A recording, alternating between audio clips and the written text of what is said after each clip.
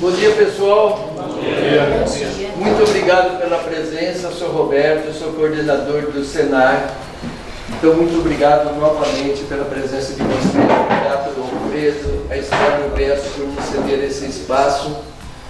E a professora Silvana, obrigado por você aceitar. Desculpa o atraso, gente, mas é que estradinha de barro lá. Por aceitar dar esse programa para nós, né? Alfredo insistiu muito, nós insistimos muito que você viesse aqui. Estou até com medo, gente, tanta expectativa, pelo amor de Deus, não E é assim. é grande, não pensa não, é grande, hein? Aí fica difícil para mim. É grande, porque a sua reputação é boa, então nós procuramos escolher a melhor. Olha a responsabilidade, hein? Então, Silvana, você fica à vontade, você começa. Então, gente, bom dia. Bom dia. Estou muito contente de estar aqui, né, no berço da viticultura brasileira, né? Não sei se vocês sabem da história da uva, mas a uva do Brasil começou mais ou menos por aqui, né? Começou na praia, depois veio para o Planalto. E é até assim, interessante, porque o pessoal tem tanta experiência, os produtores aqui da região, tem tanta história, tanto trabalho, né? Então, não sei o que eu vou poder contribuir para vocês, né? Então, eu vou fazer o possível para atender a expectativa de vocês. Então, eu vou me apresentar, aí depois eu gostaria que cada um se apresentasse para a gente ver que rumo que eu dou nesse curso. Porque eu já dei curso em região com o pessoal que queria uva para vinho, outra uva para mesa, em vários lugares manejo orgânico de uva, né? Então a gente pode dar uma direção de acordo com o requerimento da maioria de vocês.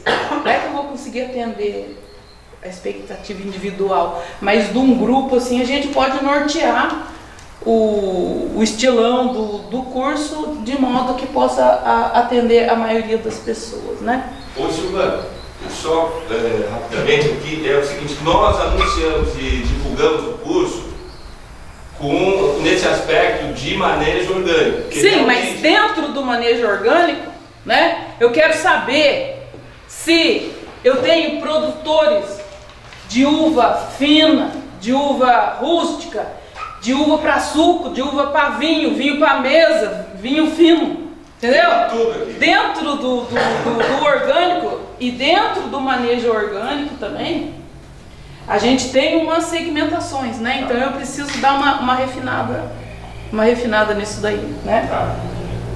Bom, então eu sou engenheiro agrônomo, né?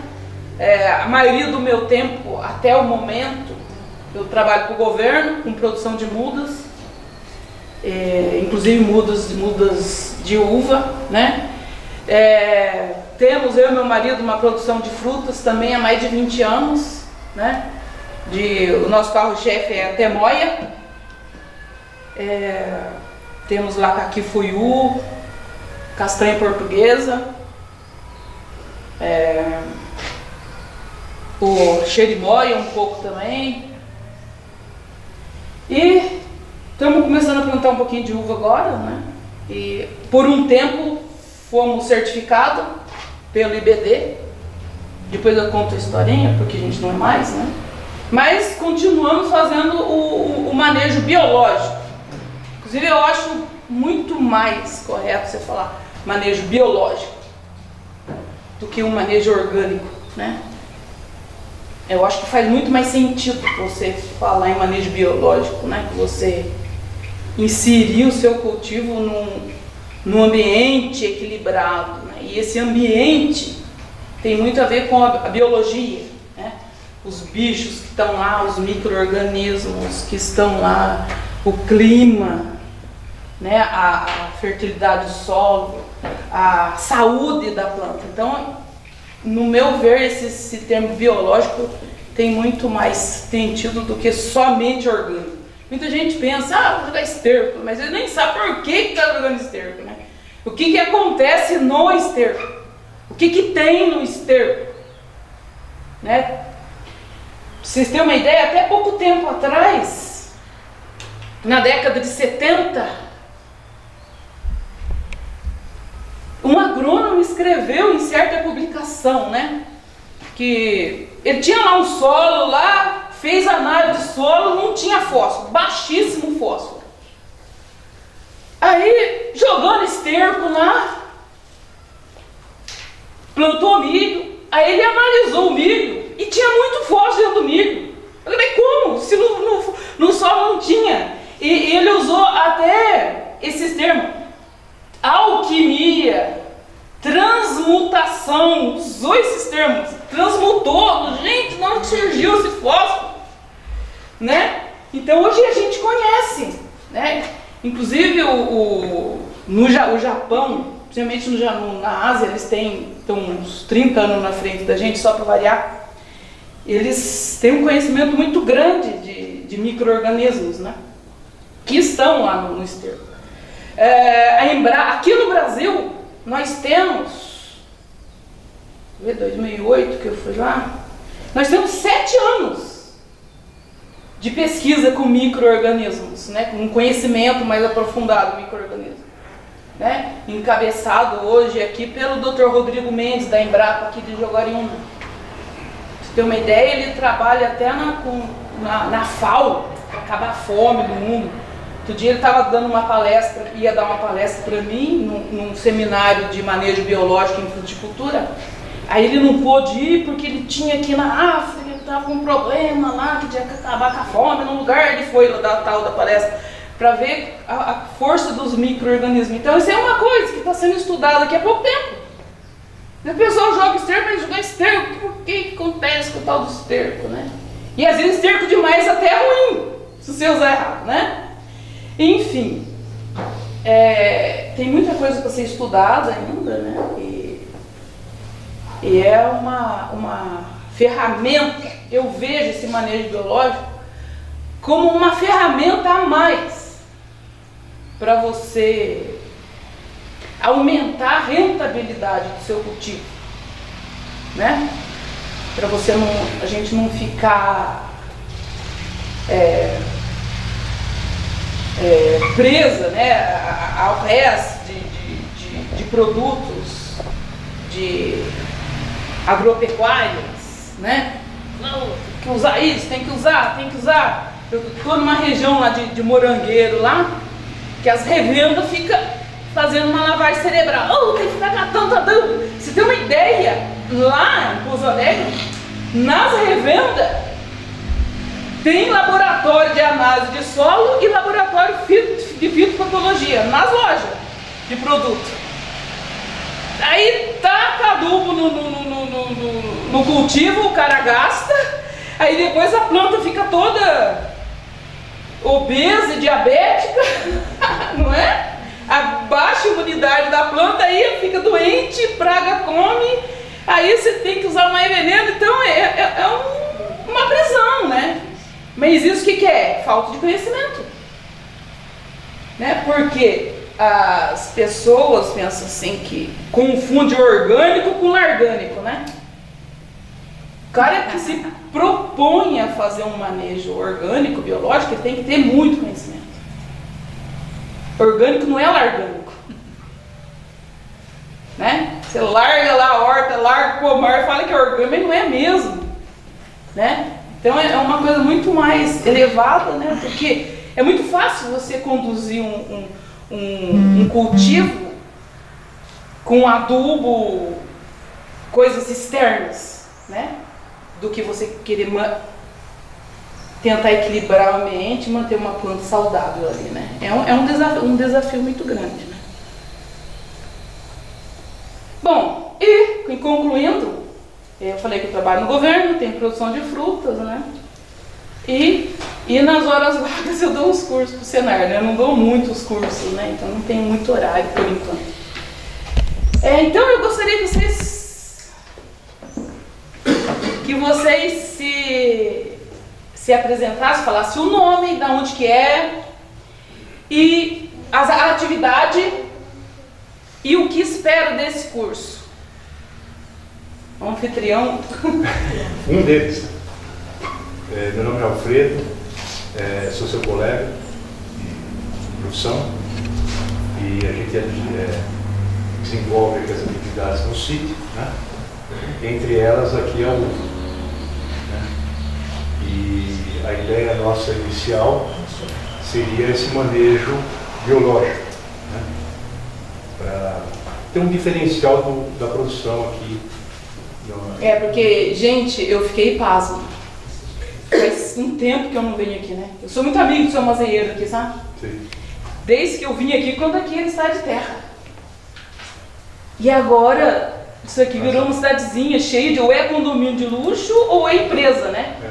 Se você for fazer o custo mesmo, colocar todos os itens do custo de produção dessa uva aqui, vai ser a uva mais cara do mundo, né? E é tudo muito difícil. Então você tem que agregar um valor aqui, né? Que o pessoal está indo muito para o turismo, né? Um vinho diferenciado. O turismo é muito bom para isso. E um diferencial orgânico seria mais um item para você aumentar a rentabilidade e por conta de diferenciar. E melhorar a qualidade de vida também, né? Se você buscar também colocar o produto aqui na região. Ah, sim, por aqui mesmo. Aliás, nós estamos aqui no lado de São Paulo, né? Uma renda per capita, a maior consumidor da América Latina. Sabia? E as pessoas que vêm no turismo aumentam um pouco ainda mais esse potencial de consumo, né? Sim. E aqui, tá passeando, né? Você não tem que embalar, não tem que transportar, tem que ser por aqui mesmo. Né? A ideia seria isso mesmo.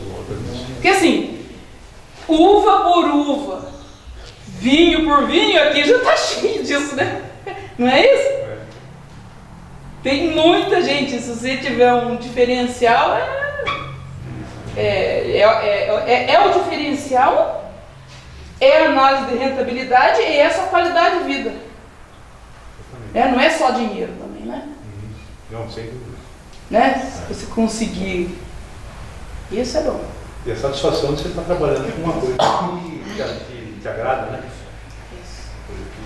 E que vai fazer bem para as outras pessoas. Pois é. Outro dia eu comprei um pêssego, acho que faz uns 15 dias que eu comprei o tal do pêssego. Um pêssego lindo do supermercado. Aí, importado. Aí, estava embalado e tinha um pó branco lá.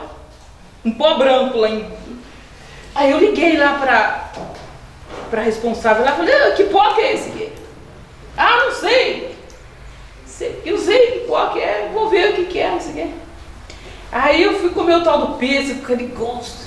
Agora, aí eu joguei fora. Estou ligando pra você, né? Quero saber que pó que é esse. Eu sei, cara, faz mais de 15 dias que o tal do pêssego tá lá em cima mesmo, não apodrece, cara. Botaram formal em pó. Não apodrece o pêssego, cara. Essa puta umidade que tá aqui, o pêssego tá lá. Tô começando a murchar agora. Então, né, você fica dando... A dona do supermercado tá adorando, né? Que não estraga, a prateleira. Peixe tem vida eterna. Onde, né? Come peixe tem vida eterna. Vai durar tanto quanto o pêssego. Onde não se sabe, né? Mas tudo bem, vida eterna. Então é isso. Mas daí você já plantou alguma coisa, está plantando, né? Na verdade, aqui é a região da Niágara, né? Uma grande porcentagem é a Niágara que permanece aqui na região. A gente vai tentar uma outra espécie, né? Que é a Vitória, que eu até falei por Vitória Isis, né? E a gente está plantando, agora vamos plantar em julho, começo de agosto, né? E vamos plantar as mudas com raiz nulo, né? Você está pegando a vitácea. A vitácea é meio complicado, né? Mas você está pegando aonde? Muita estrela. Mas agora eles estão com uma... Antes vendia só no atacadão, né? Mas agora tem uma linha de menos mudas. É mais caro, mas está entregando menos agora. A gente resolveu plantar no ano passado e na época que a gente procurou iniciar, já não tinha mais muda para compra. Só tem 3 viveiros credenciados da Embrapa no Brasil, sabia? Não, mas no sul tem... Sim, são 3. No sul tem, aqui na região sudeste são 3. Mas no sul acho que tem mais uns 2. Tem, acho que mais uns 4. Mas no sul, mas né? Aí que resolveu ir para lá para o sul. Ah, tá. E aí encomendamos a muda, conseguimos lá por início, né? E aí vamos plantar agora em julho. Agora é uma época que você já não encontra mais a muda, né? Só no primavera, só né? Só na primavera. Só quando que vem. Final do inverno, primavera. E aí a gente está trabalhando exatamente essa questão que você falou da biologia, né? Tem que melhorar o ambiente, né? Mas aqui o seu propriedade é certificada ou ainda não? não. Você vai querer certificar? Eu sim. Vou tentar ver como é que funciona e eu acho que você tem bastante experiência nessa questão para a gente conversar a respeito, né? Conversar com o grupo, né? A respeito. Em grupo fica melhorado. E aí a gente está tratando o solo, né?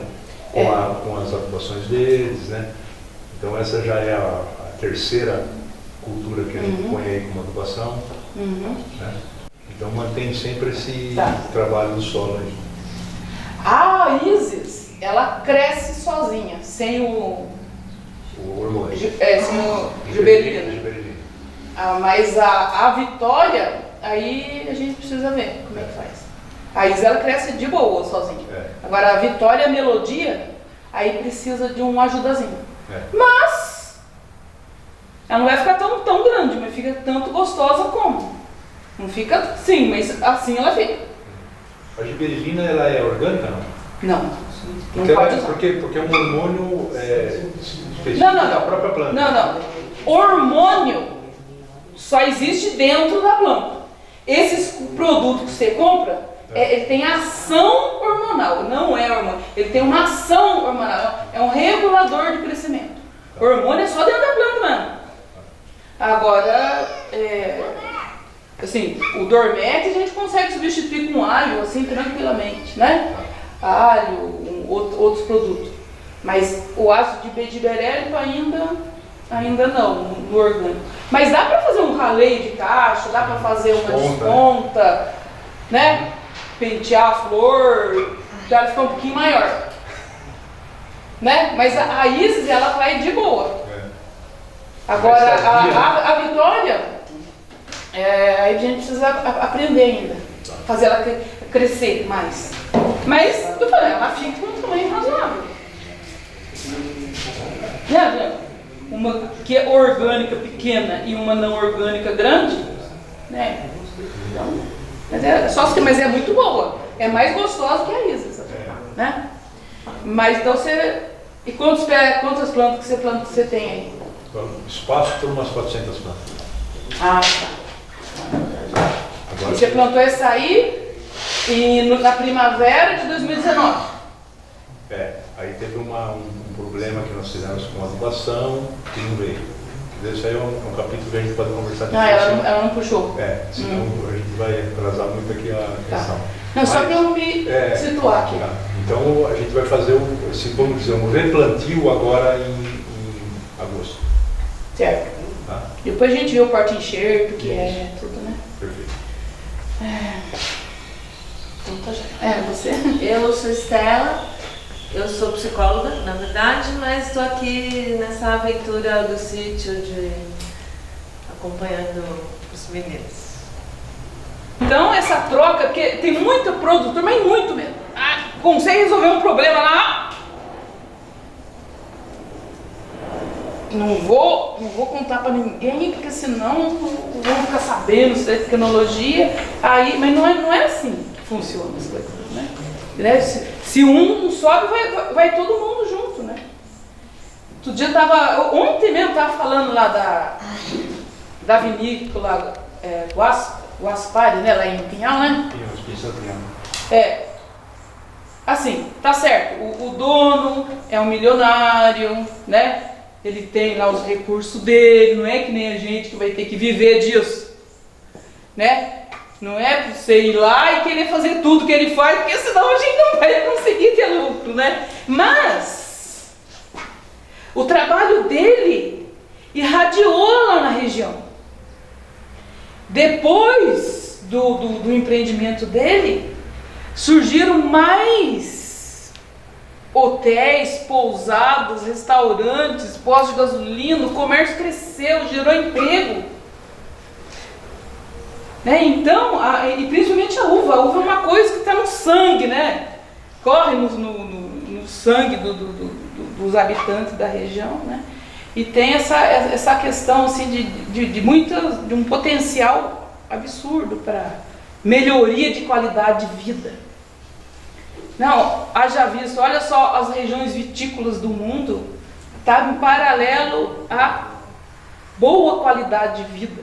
Mas é um grupo, né? Você vai lá na Serra Gaúcha, vai numa propriedade, aí o cara já fala, olha, tal vizinho tem isso, tal vizinho tem aquilo, né? Então a gente tem que ser, uma comunidade, né?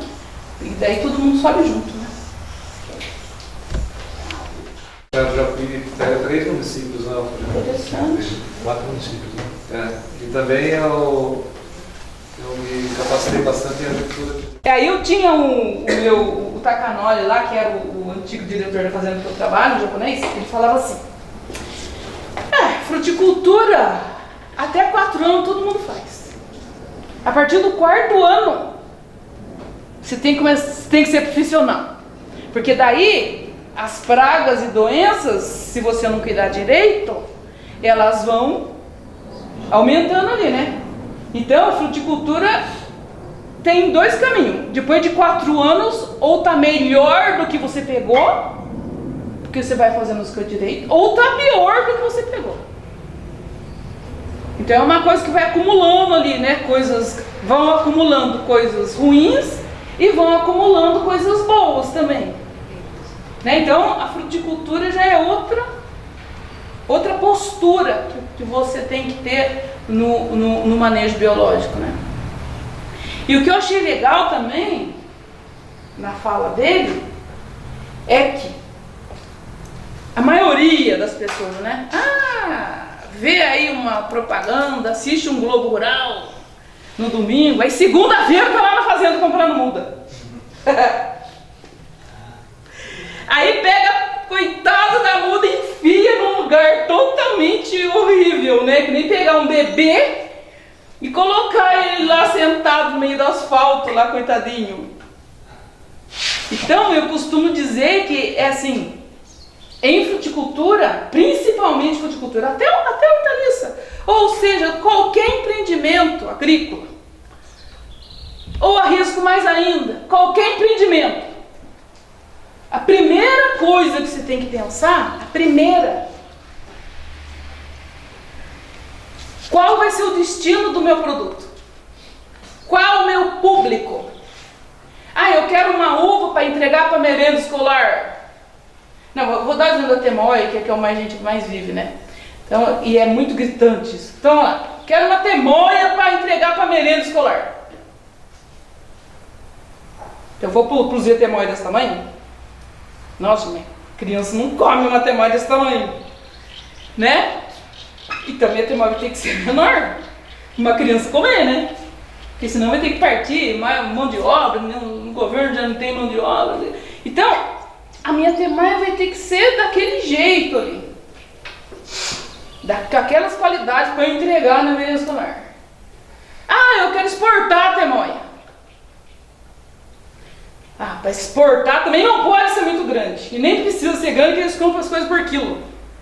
Mas não pode ter mancha nenhuma, não pode ter bicho, não pode ter cochonilha. Então você vai cuidar dela de um jeito. Eu quero a temoia para vender na feira.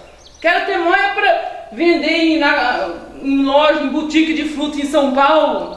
Aí é grande, bonito. Então eu quero que vocês vejam que cada mercado você vai ter um manejo até diferente do seu pomar e, inclusive, cultivares, né? Tem região que gosta mais de um tipo de uva, criança gosta de um tipo de uva,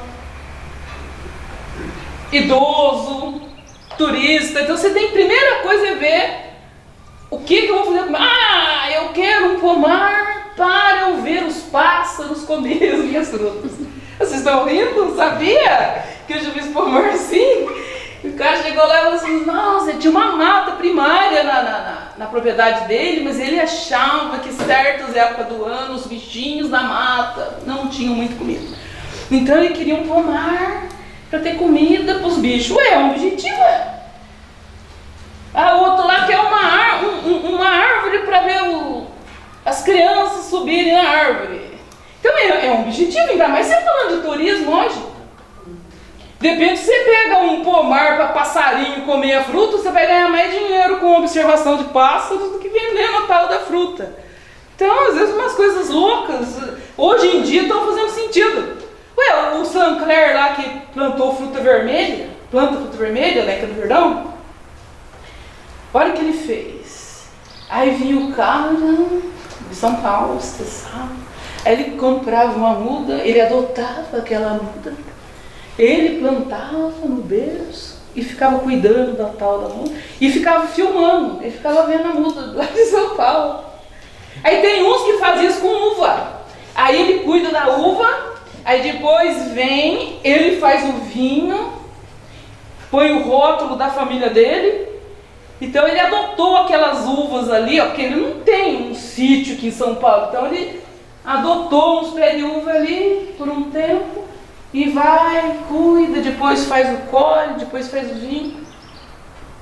É umas coisas assim que se falasse isso um tempo atrás era loucura, mas hoje tem louco para tudo, né? Então você tem que estabelecer o objetivo, né, do seu produto, para onde que vai, como que vai ser usado. Aí eu vou escolher as cultivares.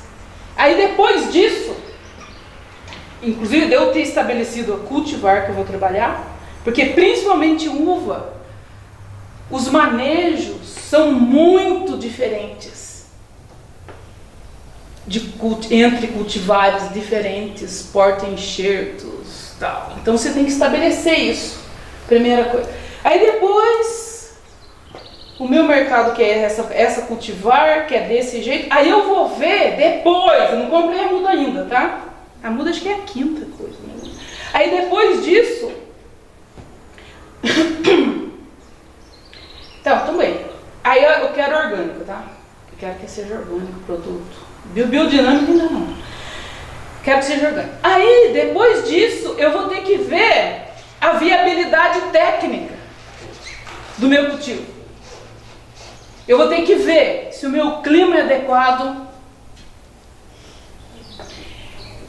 Eu vou ter que ver como que está meu solo, né? Fazer uma análise de solo. Eu vou ter que fazer um diagnóstico do ambiente. E em cima desse diagnóstico do ambiente, aí eu vou traçar as estratégias.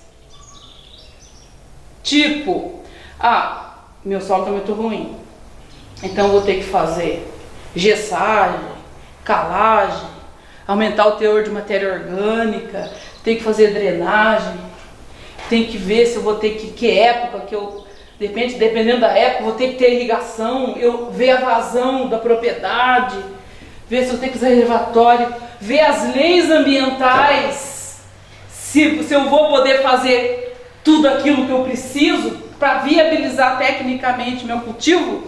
Será que eu vou que as leis ambientais vão permitir que eu faça um reservatório, um corte, uma estrada, né? Que eu vou ter que ter estrada, né? Ainda mais se eu for mexer com turismo, tem que ter acesso, né?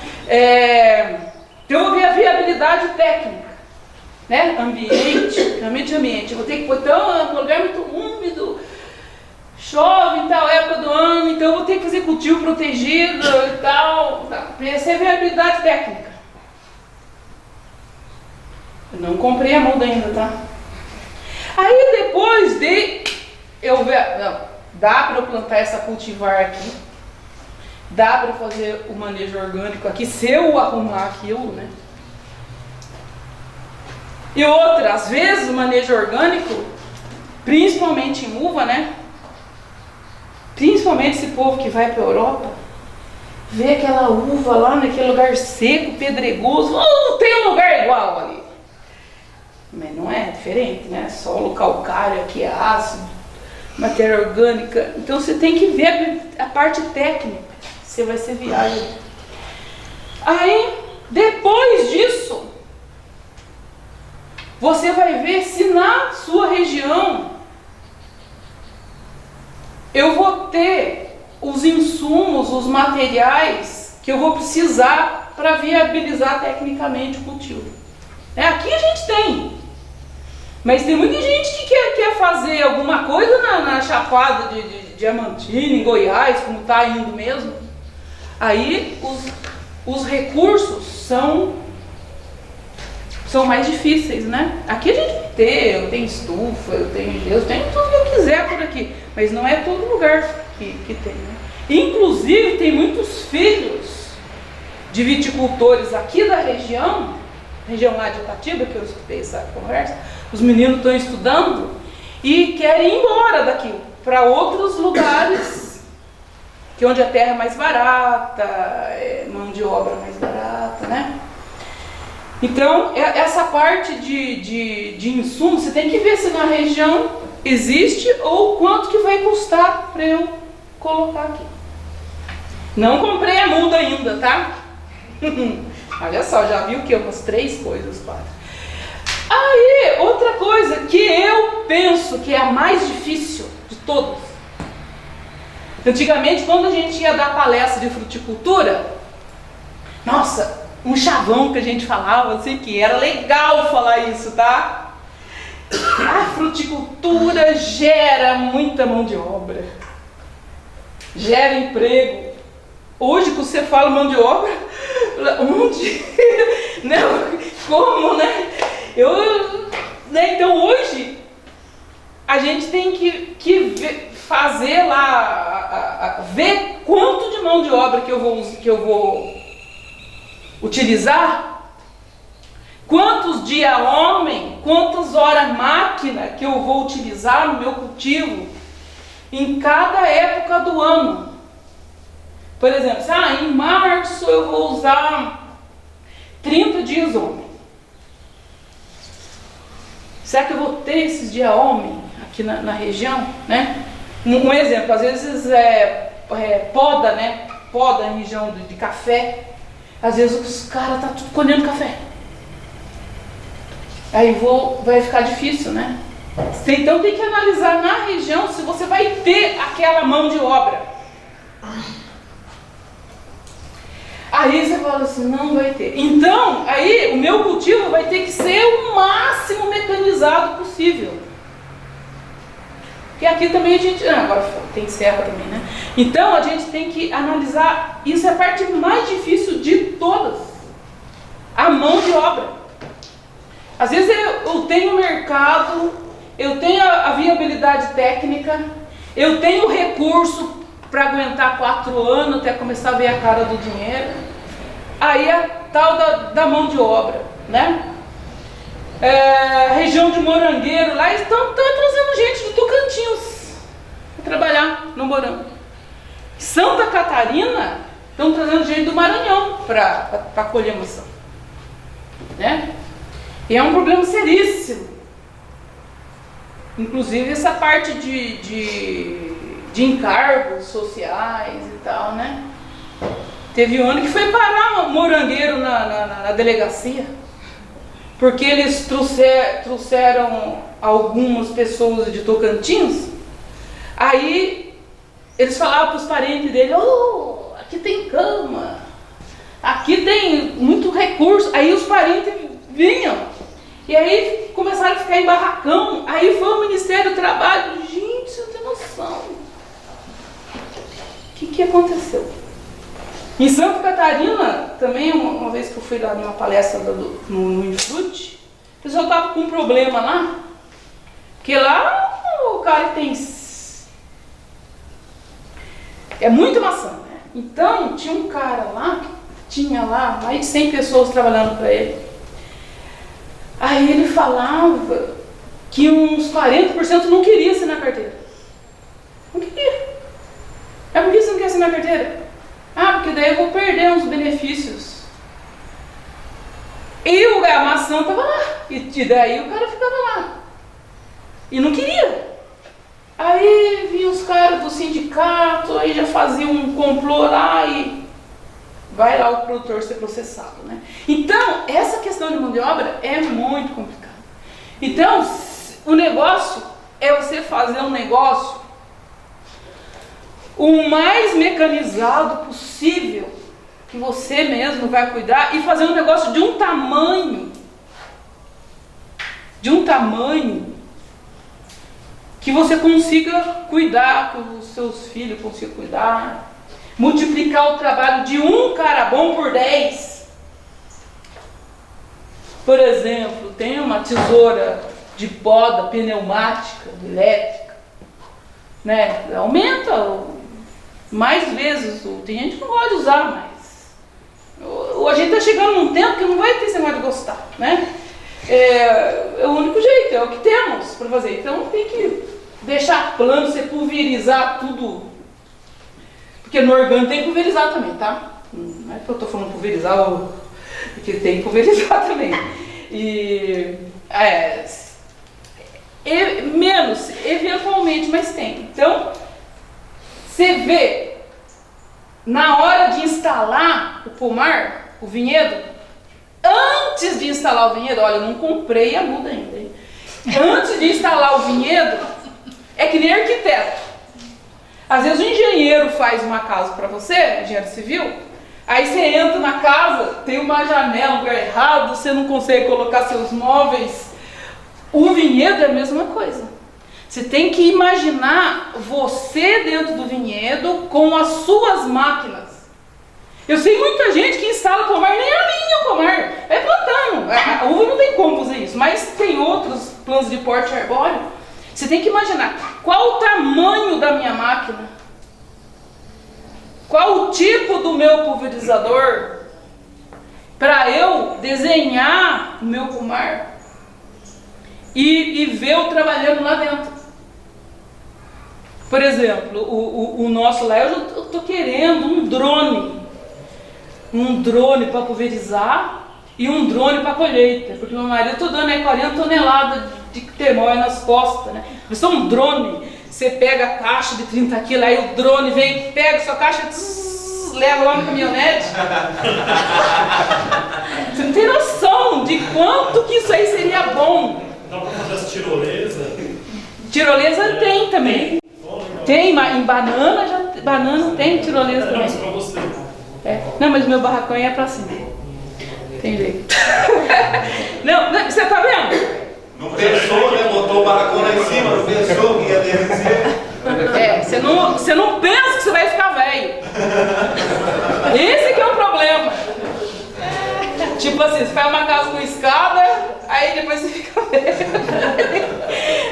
Mas Você põe o elevador. Aí você tem que morar na parte de baixo da casa. Então você tem que imaginar a instalação daquele pomar. Olha, eu não comprei ainda porque eu não sei quantas mudas que vão ver. Porque antes de eu comprar muda, eu tenho que ver tudo isso. E ainda não cheguei em tudo isso ainda. Então você tem que ver, imaginar lá como que vai cuidar, ver a localização de casa de embalagem, ver localização de reservatório e ver tudo ali funcionando durante 20 anos no mínimo. Porque as instalações que você vai fazer vão durar isso, 20 anos no mínimo. Então o negócio tem que ser, você não pode errar. Olha, não comprei a muda ainda. Então você vê tudo isso. Aí depois que você vê tudo isso, aí você vai ter que calcular quanto que vai ficar tudo isso. Né? E quando que eu vou gastar? Quando que eu vou ter que tirar o dinheiro? Porque também não é no primeiro ano que você vai gastar tudo isso. Por exemplo aqui, essa uva dele aqui. No primeiro ano, pela distância que estava aqui, eu compraria só os postos das extremidades. Depois os do meio ia comprando depois. Mas dá um ano de folga. Morão, arame, ar. Você não precisa gastar tudo isso no primeiro ano. Então você tem que ver isso. No primeiro ano vou gastar isso, segundo ano vou gastar isso, terceiro, não comprei a muda ainda. Primeiro ano vou gastar isso, segundo, terceiro, quarto ano vou gastar isso. Ainda mais no manejo orgânico. Porque se eu, pelo meu diagnóstico, se eu detectar pelo meu diagnóstico que eu tenho vento forte, no meu investimento vai ter que ter a construção de um quebra-vento. É um investimento. Pelo meu diagnóstico eu vejo que o solo está péssimo. Braquiária ali. Geralmente é braquiária. Você pensa que você vai poder instalar o seu vinhedo orgânico no primeiro ano? Em alguns casos, às vezes tem que ficar até 3 anos para ficar melhorando ali o ambiente, até você instalar o vinhedo orgânico. Porque senão você vai ter uma chance muito, mas muito grande de não dar certo. Por isso que eu falei, instalar o objetivo. De repente, então eu vou instalar ele no convencional, porque a minha terra está muito ruim. Vou ter que usar um 4,14,8, de repente vou ter que usar um cursate, um fosfito. Sabia que o IBD não está querendo que use fosfito mais, né? Porque até agora era a nossa salvação. Mas enfim. Então, de repente, é uma opção também, né? Se tiver muito ruim, eu posso instalar ele no convencional e depois eu vou, à medida que for melhorando o ambiente, eu vou certificar depois. Porque se quiser de cara ali, olha, tem tudo para dar errado. Por quê? A premissa do manejo orgânico, do manejo biológico, é o equilíbrio do ambiente. É que nem a gente. Se você viver bem, para aumentar a sua imunidade, tipo assim, você vive tomando remédio? Não. Você come bem, você mora bem, você dorme bem, você não fica brigando com os outros. Aí a sua imunidade aumenta e você não fica doente. Simples assim, com a planta é a mesma coisa. Então, você colocar a planta ali, ela tem que estar num ambiente adequado. Essa é a primeira coisa. Um ambiente, aí você, às vezes, algumas você vai ter que ter quebra-vento, aumentar o teor de matéria orgânica do solo. E isso não é de um ano para outro que acontece em determinadas condições. Em determinadas condições. Eu falo a maioria dos casos, porque na maioria dos casos que se tem um pasto lá de braquiária. Inclusive tem que dominar a braquiária. Porque a braquiária você não vai acabar com ela nunca mais, né? Mas você vai fazer um manejo que você vai dominar ela lá. E isso não é de um ano para outro que acontece. Né? E daí, pelo cálculo, olha, eu não comprei a muda ainda. Pelo cálculo que você vê quanto que vai custar o seu vinhedo, aí você vai ver se você vai ter dinheiro ou não. Aí você fala assim, não vou ter dinheiro. Aí você vai ter que plantar alguma coisa ali que te dê dinheiro. Né? Aí você vai ver o que você vai plantar. Plantar um milho, plantar um batata doce, plantar uma mandioquinha, lá no lugar dele, dá pra plantar uma mandioquinha. Maracujá, sei lá, uma coisa rápida que dê dinheiro e que não vá prejudicar a uva e que vá melhorar o meu solo, né?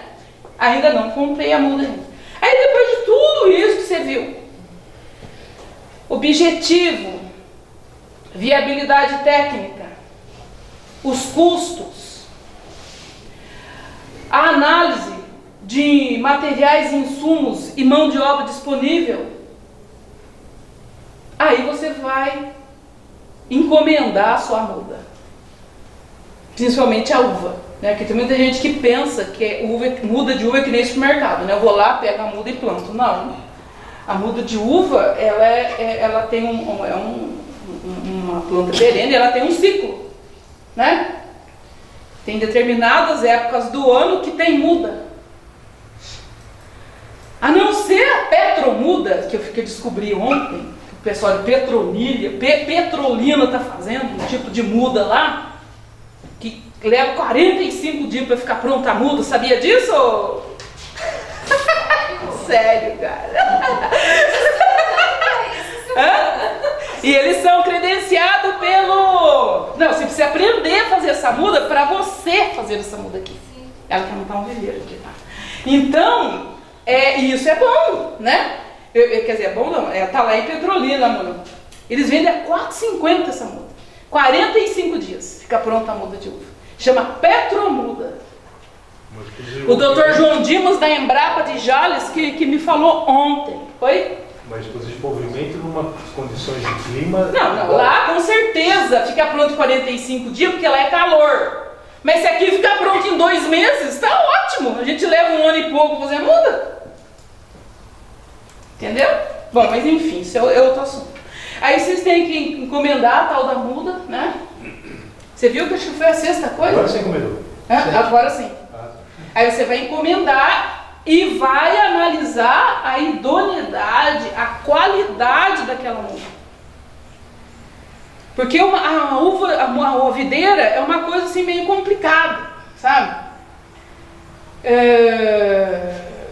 Você tem que analisar a parte sanitária, as doenças, porque tem muitas mudas, principalmente vindos do Rio Grande do Sul, que vêm com alguns presentinhos, né? Tipo pérola da terra e outras coisas. Você pode trazer doença para sua propriedade e pragas que não tinham. Então você tem que ver essa questão sanitária. Tem que ver o tipo de porta-enxerto que vai bem na sua propriedade. E eu falo propriedade mesmo, né? Que a gente tem caso assim de vizinho. O 766 vai melhor, outro o 572 vai melhor. Então você tem que ter uma boa ideia de qual porta-enxerto que você quer, né? Então tem que ver essa questão aí sanitária e genética das mudas, né? E é um tempo para encomendar, porque a maioria das mudas hoje, elas ficam prontas. A maioria, a nossa é diferente. Elas ficam prontas no final do inverno, primavera, né? Então, muitas vezes tem que encomendar de um ano para o outro, na maioria dos casos. E em alguns casos, que a gente vai ter aula disso depois, que é o que a maioria fez até hoje, compra o porta-enxerto, planta, aí vai enxertar, aí depois vai lá, pega os garfinhos e enxerta ali no campo. Mas, mesmo assim, esses materiais de propagação têm que ser sadios. Vocês vão ver na aula de pragas e doenças. Muitas doenças vêm no material de propagação. Nas mudas, nas estacas, nos garfos. Então é uma coisa muito séria. E tem doença que fica durante muitos anos ali no ambiente. Por isso que eu gosto do manejo biológico, né? Por quê? Porque está cheio de doença mesmo.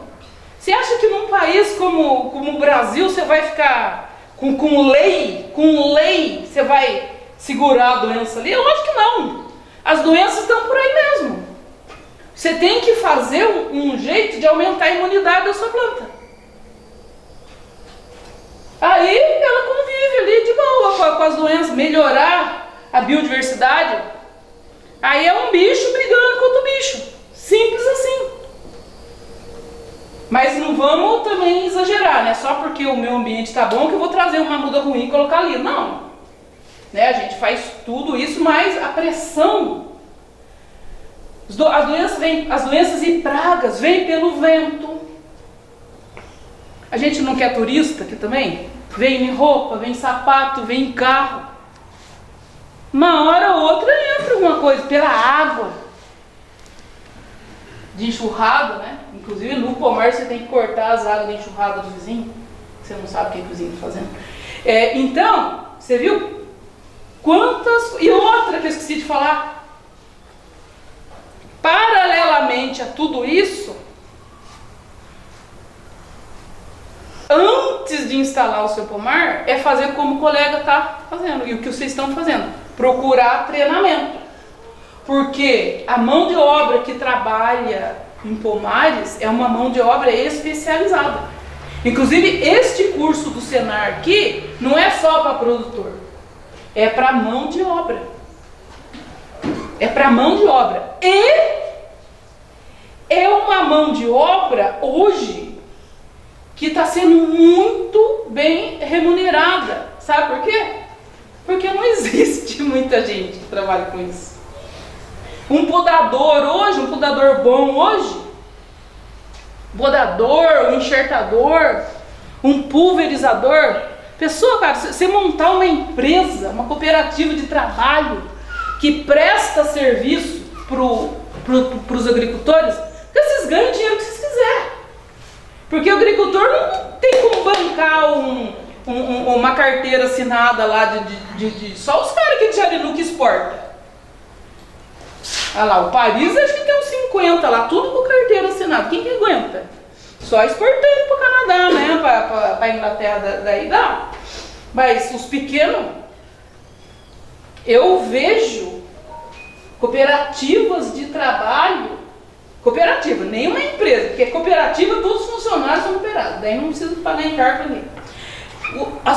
Prestando serviço. Você faz lá o seu cronograma. Eu vou precisar de 6 pulverizações por ano. Aí já compra o serviço dele. Ele vem, pulveriza, aduba, faz poda verde, faz a colheita. Vocês não acham que ia dar certo um negócio desse aqui? Os produtores não ficam loucos. Eu não vou poder implantar porque não tem gente mais para trabalhar. Então esse curso aqui também não é só para produtor. É para mão de obra, né? Para mão de obra. E mão de obra, entenda-se também a consultoria, né? Consultoria técnica, né? Por quê? Vocês têm um problema de saúde, vai no médico. Problema legal, vai no advogado. Agora, um problema na agricultura, todo mundo acha que qualquer seu Zé resolve, né? E sendo que você está com investimento de mais de 100 mil reais. Né? Um hectare, mais de 100. Sem ser coberto. É um investimento alto. Então você tem que ter lá uma parte técnica boa. Né? Você pode, se você fizer a coisa certinha, você pode ter um retorno bom. Né? Porque a agricultura, vocês sabem muito bem, é um negócio de altíssimo risco. Você tem a natureza contra você, o mercado. Às vezes dá tudo certo. Quando dá tudo certo, pode saber que o preço está lá embaixo, né? Quando está alto é porque aconteceu alguma desgraça em algum lugar. Alguém se danou. Então, é um negócio de altíssimo risco. Então, você tem que se revestir de todas as ferramentas que você tem para te proteger de perdas, né? Então, eu nem sei porque comecei a falar isso, porque eu estava ali, né? Porque ele falou isso do treinamento, né? É por isso que eu estava falando tudo isso. O fitossanitário de origem é assinado por um responsável técnico. O responsável técnico, que é no caso um agrônomo, ele atesta que aquela muda não tem essa doença, essa praga, essa praga, essa praga. Então, ele tem que, assim, Aquele viveiro vai ter que ter um responsável técnico que vai assinar. Assinar, então veja bem, ele está jogando o CREA dele ali, né? Então se ele assina, porque é responsabilidade dele. Então algumas mudas tem que ter esse CFO aí. Agora, muda de uva do Rio Grande do Sul? Interestadual, todas têm que ter. Sim. É obrigatório. Então- Sair do estado tem que chegar. Tanto para sair ela tem que ter, como para entrar tem que ter também. Então, que vem do Rio Grande do Sul, ela tem que ter um CFO para passar Santa Catarina, Paraná e São Paulo. E esse CFO tem umas pragas específicas, né? As pragas. Cochonilha deve estar, pérola da terra deve estar, mal de pet deve estar, né? Sim, tem. Pragas e até pragas e doenças. Então tem que ter assinatura para. Então, quando vocês forem comprar muda, Resumindo, não comprei mais a muda, né? É uma garantia do produtor, né? você está vendo? É uma garantia. Porque você veja bem, você vai plantar um negócio que vai ficar, se Deus quiser, 20 anos, 30 anos ali. Aí você compra um negócio com doença e daqui a pouco, pronto, não pode plantar mais uva ali, vai ter que plantar milho. Então tem que ter mesmo certificado. Mas essa do Rio Grande do Sul, da Petrolina, nem com o CFO vem, não pode. Porque é uma região lá que tem uma doença lá que aqui não tem. Então não pode vir muda de lá para cá. Então, essa parte de muda, eu estou falando isso, a parte de muda é uma oportunidade de negócio. Porque muda de uva está faltando aqui na região sudeste. Principalmente uva fina, para vinho fino. Tem gente que está 3 anos na fila para pegar uma muda. Está faltando. E como o governo está cada vez mais ruim das pernas, a pouca muda que a gente consegue fazer, nem isso vamos fazer daqui a um tempo. Então vai abrir uma oportunidade muito boa para viveiristas. Ah, tá bom. Não dá uma paradinha. Não tem A gente vai discutir sobre isso, tá bom? Então, tá vendo você, né? Então, me chamo André, eu sou Hã? Imagina você produzir uva no muro. Mas eles produzem, tá? Faz vinho, coloca o rótulo da família que veio lá da Itália nos vinhos. Ó, dá pra fazer, hein? Agricultura urbana, sabia? Que isso aí tá crescendo cada vez mais. Em Cuba o pessoal faz muito isso. Agricultura urbana. Então aí a galera está crescendo lá com essa parte de agricultura, né? Eles gostam bastante da diretoria, né? E aí eles adquiriram uma fazenda agora. Ele também fazendo consultoria e ele deu uma informação para mim agora. O ácido de berélio está liberado pelo IBD. Está resolvido o seu problema. O nosso, né? Não o meu. Hã? Que quando eu era certificado não podia, né? Mas é o que eu falei que o IBD pagou, liberou, mas tudo bem. Vamos ver. Mas é assim mesmo que funciona. Conversar aqui com o pessoal do Centro de Frutas, que na uva tem uma coisa chamada ampelografia. Sim. Aí pelo formato da folha, dá para saber quem pode saber quem que é. Eu acho que eu tô com as fotos do cacho, da folha aqui. Mas tem uma época certa que tem que ser com a folha expandida. Sim. E conversa com o Luiz Hernandes, daí ele às vezes ele até já sabe quem que é, porque tem bastante prática. Sou Luiz lá no IAC, né? Luiz Hernandes, Tá. E... Agora já não dá, quer ver? Não, talvez dê, sim, tá com folha, não caiu folha ainda, né? Não, tá com folha ainda. Então. Tem ramos que eu puxei novo, tá com brotação. Porque daqui a pouco já não vai dar, vai começar. Teve com cacho também, os ramos que eu puxei novo. Eu acho que dá pra ver ainda. E vamos lá, o que mais? A minha família a vida inteira trabalhou na uva. Eu tenho muito conflito com meu tio. Italianada lá de Atibaia, que começou a fazer esse polipago, desistiram, né? Sim. Porque o pessoal ia lá e estragava tudo a planta. Tá pagando, né? Porque assim, é diferente. O turismo, o turista que vai lá para São Bento, nas vinícolas lá, é um turista classe A. Sim. O cara vai lá para degustar. O cara vai lá para contemplar. Sim, isso é verdade. Agora o daqui não, eu classe média, tô pagando, meu irmão vai encher meu bolso daqui. Entendeu? Então, aqui. Não, mas são muitos. Mas aí, sabe o que o seu Roberto Ferrari faz lá, no turismo dele? Ele recebe muita gente. Sim. Ele chega ao ônibus de turista. Aí ele adaptou todo o sítio dele. Porque o pessoal pensa que turismo é fácil, né? Ele teve que fazer curso do Senar, curso do Sebrae. A turma que vem de São Paulo, no ônibus, já vem com seguro. Porque se machucar dentro do seu sítio, a responsabilidade é sua, né? Mas enfim. Aí sabe o que ele faz? Ele leva todo mundo para passear, conta as historinhas de cada fruta, de cada historinha, do duende que vem. Não, entendi. Conta as historinhas lá. Aí ele já colheu a uva e as frutas estão no barracão colhidas. Ah, entendi. Porque eles tiveram morango, que às vezes o pessoal vê nos Estados Unidos, veneirão, piquem bem, não dá certo. Para classe média não dá certo. Só se for o pessoal que vai contemplar, degustar. Mas aqui não dá. Porque lá eu não apenas, tipo assim, eu não solto o pessoal no pomar. Sabe pra vocês o que é crioulo? Essa questão do crioulo, né, que ele é mais adaptado, né? Sim. É interessante, é muito interessante.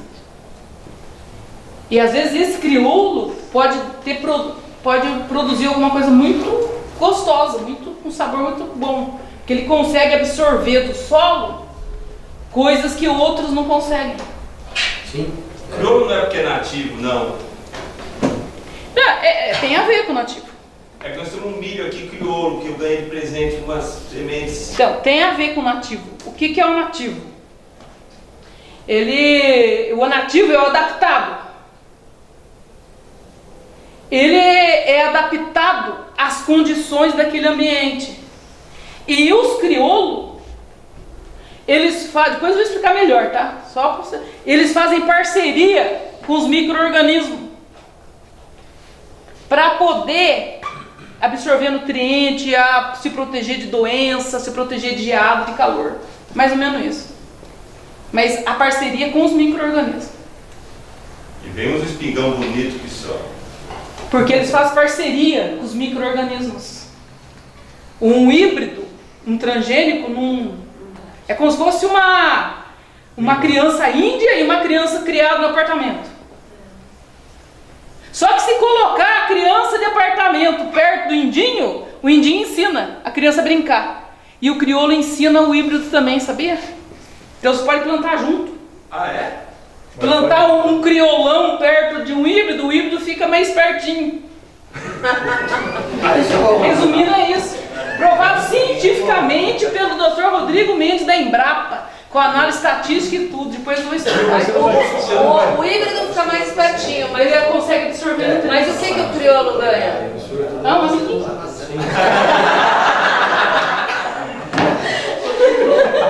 Você? Eu vou misturar se o crioulo já não tá bom. Não mistura. Não estou misturando com ninguém. Você está ficando junto.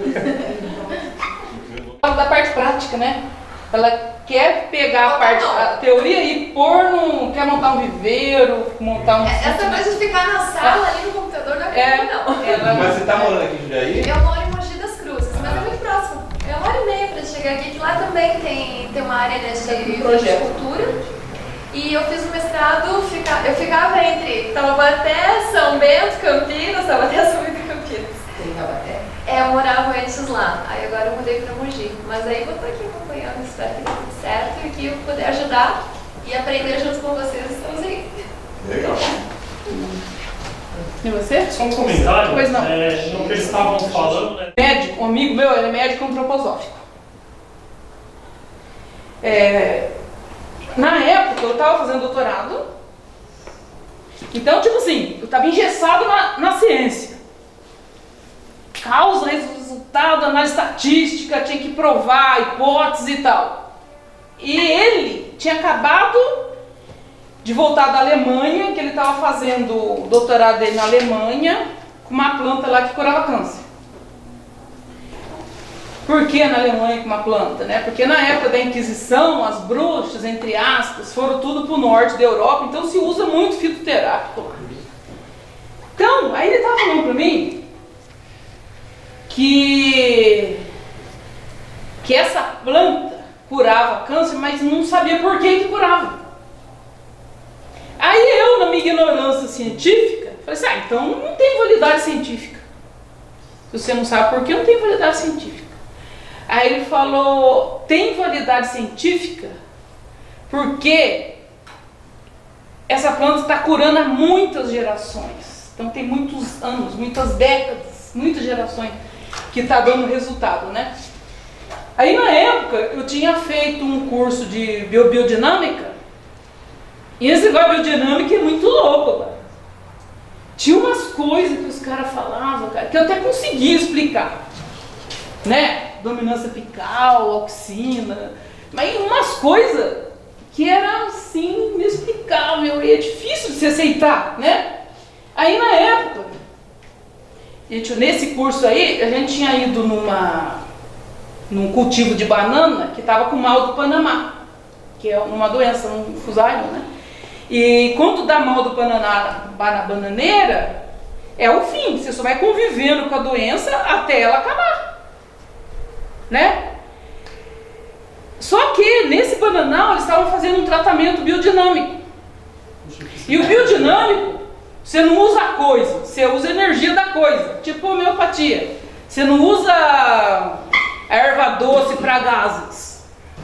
Você usa a energia da erva doce para curar o gás. E dá certo, porque você usa a energia da coisa. Mas como é que você explicar o negócio?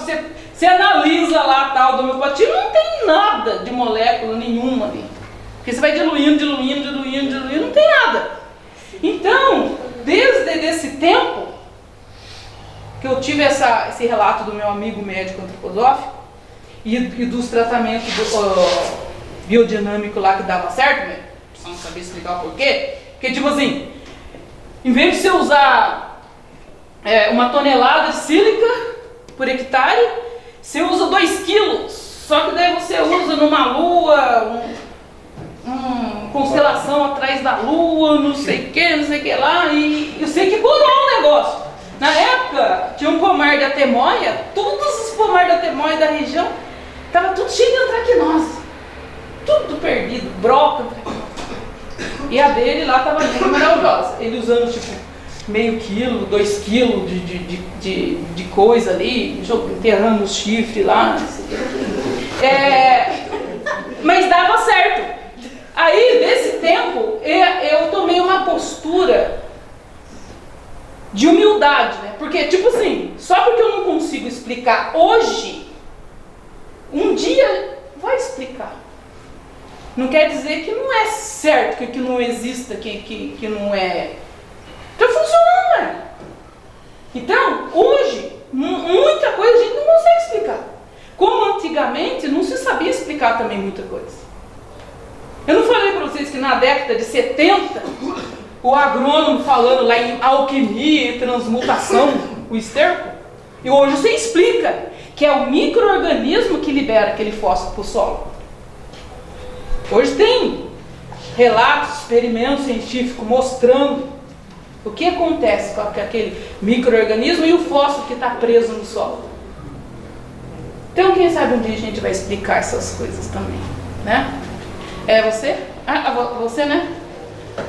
Isabel. O Marco! O Marco da Vitivinicultura! Não, no bairro é muito importante, vai ser uma influência boa, porque todos aqui têm... Os caras tradicionais estão com a cabeça aberta.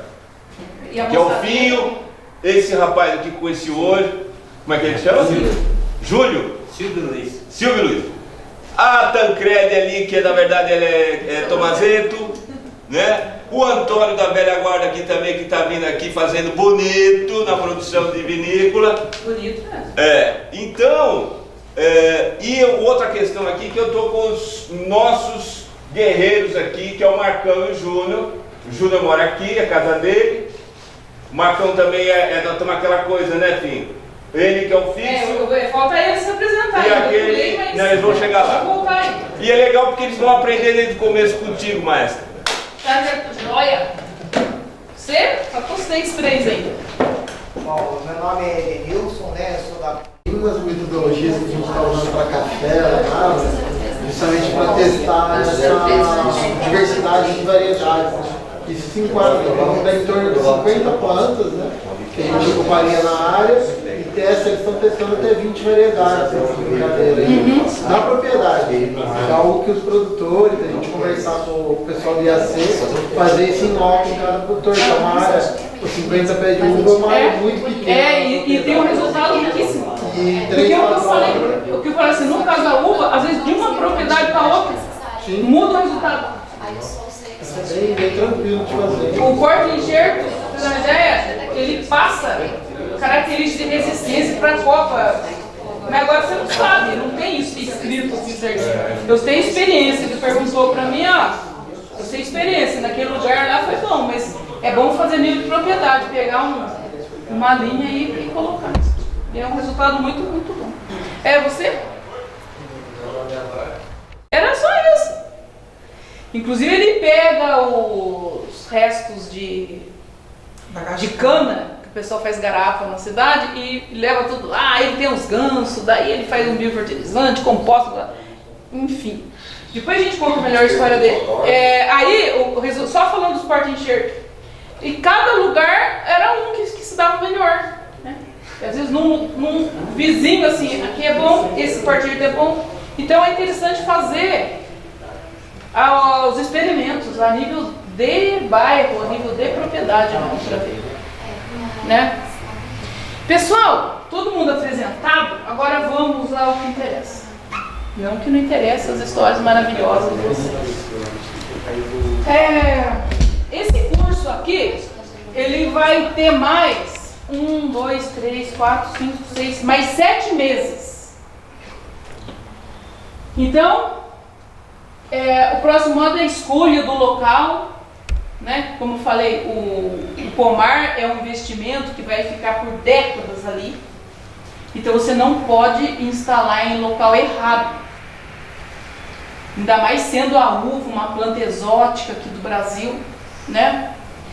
Tem condições muito particulares no Mediterrâneo. Então a escolha do local a gente vai ter 2 dias.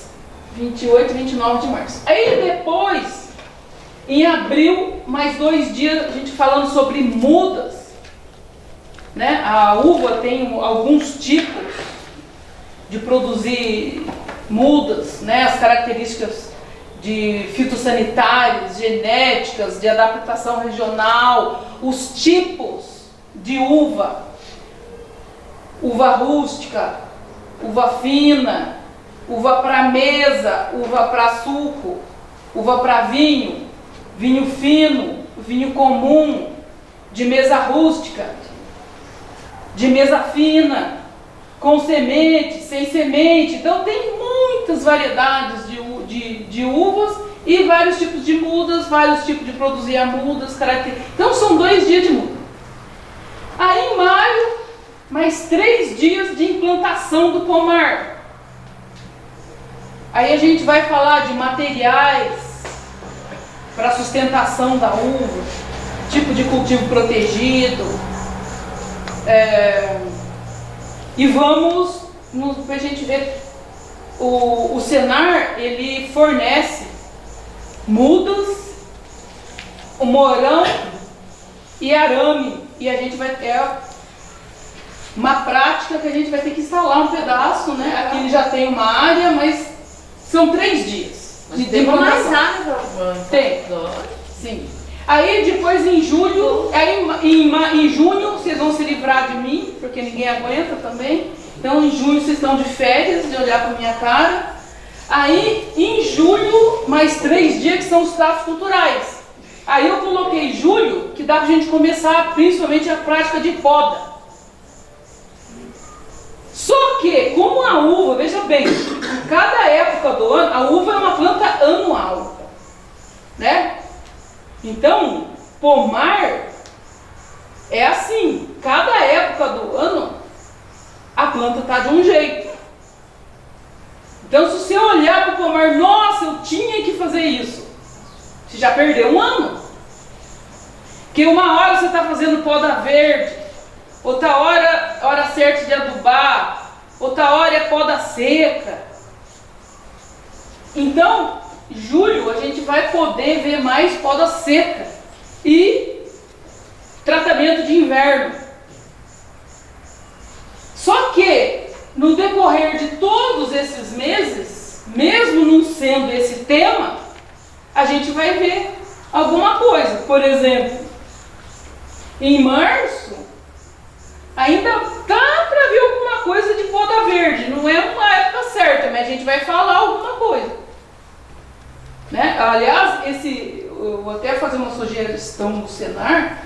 Esse curso tinha que começar pela colheita, porque eu nunca vou conseguir colocar esses temas na hora certinha do jeito que está a planta. Então, durante esses anos, a gente vai vendo outros temas, além do que está escrito aqui, porque senão você não consegue ver o estágio certinho que a planta está, né? Aí em agosto a gente vai falar de pragas. Então, veja bem, em agosto a planta está seca ainda, né? Que praga que eu vou ver, que doença que eu vou ver em agosto, não dá para ver nada. Então, na prática, a gente vai ver agora, que agora tem bastante doença e praga para a gente ver. E em agosto, daí a gente dá uma aula prática e vê outras coisas. Mas o tema para agosto é esse, são 2 dias, 29 e 30. Aí, em setembro, a colheita. Quem que tem uva e colheita? Tem gente que tem. Mas vai ser difícil. Mas esse aqui não são 3 dias, são 2 dias e meio. Então, dia 12, aí começa depois do almoço, 13 e 14. Essa parte de colheita é muitíssimo importante. A gente vai, talvez não consiga fazer a aula prática, mas de colher em si, mas é uma parte que a gente fala muito de fisiologia de colheita, fisiologia do pós-colheita, e sempre a gente faz um suco de uva também. Alguém tem suqueira aqui? Aquela suqueira de raste? Você tem? Se não tiver, eu tenho, poderia trazer. Mas sempre a gente faz um suco de uva também, um suco, uma geleia, nesse dia aqui. Então a gente vai falar essa parte de colheita, porque o pessoal faz tudo isso aqui, chega na colheita, morre na praia, né? Que tem as doenças do cacho, né? E as práticas de colheita também. E por último, que é um item que talvez tivesse que ser um dos primeiros também, só que ele está aqui no final, por quê? Porque com os custos, você vai ter que saber, que nem você fala assim, eu vou gastar tantos de homem para pulverizar. Nossa, mas para que tudo isso? Aí vocês vão entender por que eu preciso tantos de homem para pulverizar. Então, para fazer os custos, a necessidade da pessoa ter um certo conhecimento da planta e dos tratos culturais que são necessários para o cultivo. Aí são 4 dias. Parece muito, mas não é, né? Onde a gente vai gerar as planilhas, a gente vai chegar até o cálculo de rentabilidade. Porque o que importa não é o quanto você gasta e por quanto que você vende. O que importa é o que sobra no bolso. Às vezes você vende um produto mais barato e sobrou mais dinheiro no seu bolso. Porque você economizou nisso, você teve uma produtividade maior, você teve um custo menor. E com essas planilhas que nós vamos gerar, que é uma coisa que vocês têm que fazer um raciocínio antes de implantar o seu cultivo, você tem uma ideia muito boa de quanto mão de obra você vai gastar, de quantas horas máquina, de quantos de insumo você vai gastar, e quando você vai, quantos reais que entra no primeiro ano, no segundo ano, no terceiro ano, em quanto tempo que você vai amortizar o capital investido. Então, são 4 dias. O Senar, ele, para quem for fazer todos esses, quem for fazer esse curso, é um programa, tem que participar de todos. Se não me engano, acho que pode ter uma falta. Acho que é uma falta. O Roberto falou. uma falta, né? Uma falta em um módulo e 75% de presença em todos os módulos. Então, por exemplo, se tem 3, você pode colocar um dia. Então, por exemplo, às vezes vocês já estão fazendo... não em todos, né? Hã? Tem que fazer uma conta. Tem que fazer uma conta, 75% de presença. Os dias já estão certos. Já estão certos. Sei mesmo. Pode eventualmente ter alguma mudança, a gente não sabe de manhã, mas a proposta é essa. Então, por exemplo, às vezes vocês já estão fazendo outro curso que está batendo aqui, aí vai dar problema. Então, agora vocês vamos pensar que é sempre sábado e domingo, e quando é 3 dias, não é isso? Eu acho que é segunda. Quando tem 3 dias é segunda, mas os outros são todos sábados. Não sei, olha ali na... São todos sábados e domingos, quando não tem Não é só sábado, acho que tem um aqui que é no meio da semana. Eu acho que a maioria é sábado e domingo. A maioria é sábado e domingo. E outra, gente, deixa eu só falar uma coisa. Questão de consciência. Quem começar a fazer o curso, eu não posso colocar gente, o Senar não admite trocar a pessoa no meio do curso. Então, quem entrar agora, e quiser sair no meio, vai estar tomando o lugar de outra pessoa, porque daí vai ficar vago, vai ocupar o lugar e não pode colocar outro no meio. Silvana, poderia ter, a gente não pode ter uma cota de ouvinte. Então eu falei com o seu Roberto falou, teoricamente não pode. Se chegar um fiscal aqui... É realmente... Não,